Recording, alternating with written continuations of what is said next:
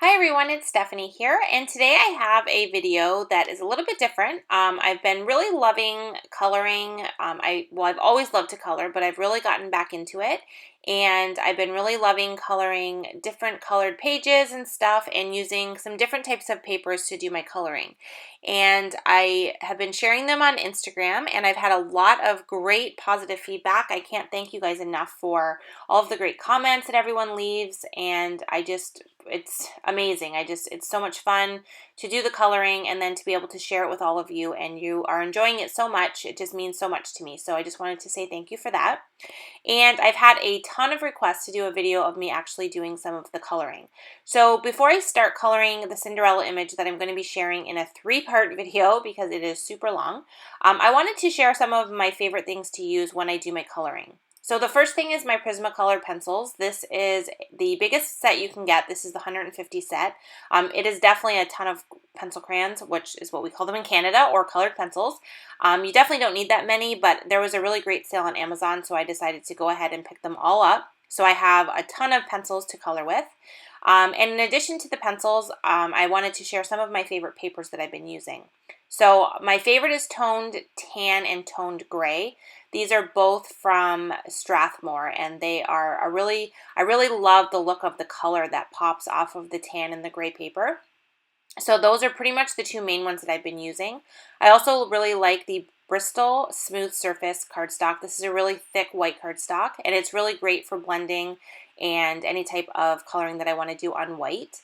And then the Artigan Strathmore paper, obviously I really like the Strathmore brand, is a really fun black paper, so you can do some really fun coloring. And this is an image that I did on the black paper, and you can see how great the colors kind of pop off of that paper. It's definitely a different look. It's more of a muted toned down look because it is on black, but I really love the effect that you can get. And then, like I mentioned earlier, the toned gray is exactly the same as the toned tan, except the toned gray has more of a gray look to it, and the toned tan is more of a brown look. Now, toned gray is my favorite. I use this a lot and tend to use it the most, and this is just an example of some coloring that I did on the toned gray. And the image is a Prima stamp. Now, the first thing I want to mention is I am not an artist. I cannot draw to save my life. Anything that you see colored by me is always going to be either a stamped image, or it's going to be a download or a coloring page. Any of the princesses that I've been doing have been downloadable coloring pages that I've gotten off of the internet. So just an FYI, I don't draw any of the images that I color. I just do the coloring on the images. So in addition to my papers and my pencil crayons, I also have this little pouch here that I have my most used tools in, aside from the actual colored pencils. So in this little pouch here, I have my Prismacolor sharpener and my eraser. This sharpener is the best sharpener I've ever used with my pencil crayons. I absolutely love it. I highly recommend it. It has a ton of room in it to hold the shavings, and it's clear so you can see when it's full. And it sharpens these pencils beautifully and gives them a really, really nice sharp tip, which is really important when you're coloring in small areas.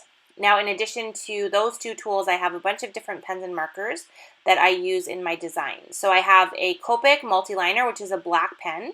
I have some of the Zig Wink of Stella fine tip glitter pens, and then I also have these pens here. These are called Spica or Spica. I'm not sure the actual pronunciation.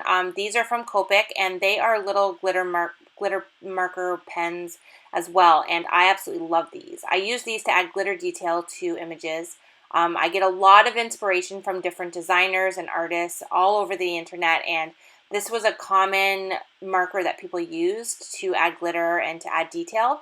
So I bought a whole bunch of them to try them out, and I love them. I can't even imagine creating without them.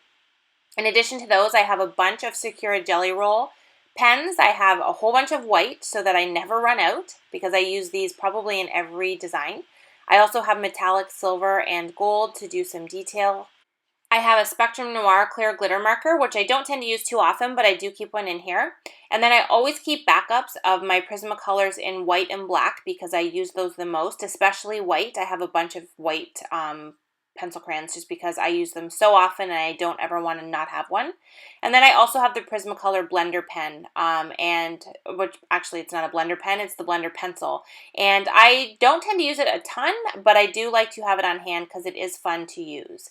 And then in addition to my Sakura Jelly Roll whites, I also have the Uniball Signo white gel pen. And I like to mix it up between the two. One kind of gives more bold dot detail, whereas the other one kind of is a little bit more subtle. So it just depends on the look I'm going for. And then I keep all this contained in this little pouch, and I'm good to go when I want to do some coloring. So now on to the actual coloring of the image that I'm going to be sharing. This is a Cinderella image. This is a coloring page that I downloaded from the internet, and I just printed it on the toned tan paper. And beside me here, I have a little scratch piece of the same paper, and I always keep a little piece beside me when I'm doing any coloring so that I can kind of scribble on it and get an idea of the colors that I want to use and make sure they're the right shades. Just because they look like they are doesn't necessarily mean they are. So to start off, I'm going to kind of figure out where I want the highlight areas to be on the dress. So I have my white pencil crayon, everything is sharpened, we're good to go. And I'm just going to take the white and kind of figure out where I think the highlights are going to be. Keep in mind, this is new to me. I'm not a professional. I'm kind of learning this as I go. So I'm sure there are things I do completely wrong, and I'm sure that I put the light in the wrong spots in some of the images. But I just kind of go with it and learn as I go, and I'm just having so much fun practicing and learning and getting ideas and just kind of coloring and seeing what happens. One thing I've definitely learned is that until you actually color the images and practice, you're never going to get it down. You just kind of have to jump in with 2 feet and just color and see what happens. So this video is going to be relatively long, and there's going to be 2 more that are also relatively long. But I did ask and see if you guys kind of wanted a condensed version of the coloring or if you wanted to be able to kind of see all of it, and everyone kind of picked all of it. So what I did is I've sped it up. I'm hoping it's not too fast, but I couldn't go much slower because the videos are already quite long. So I did speed up the coloring, but I'm hoping that you can kind of just watch as I go and just kind of get a feel for what I do when I do the coloring of the images.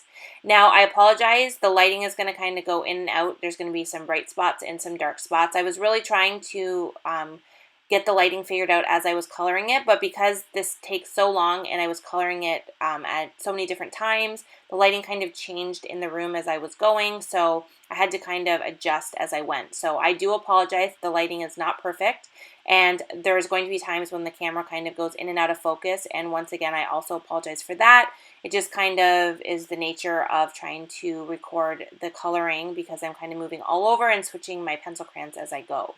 So like I said, I'm going to keep pretty much all of the coloring in. It's just going to be sped up, and you can kind of just follow along and see the process of what I like to do when I do my coloring.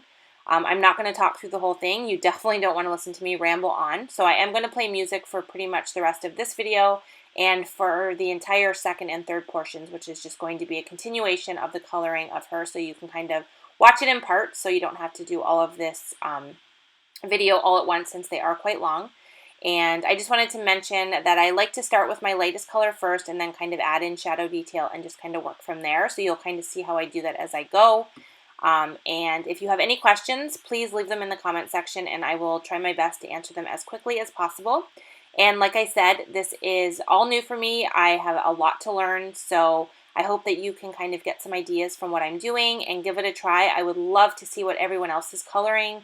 It's just so much fun, and it's just such a great way to kind of unwind and just do a little bit of creative therapy. So once again, thank you so much for all of your support and positive feedback, and enjoy the coloring of this Cinderella coloring page.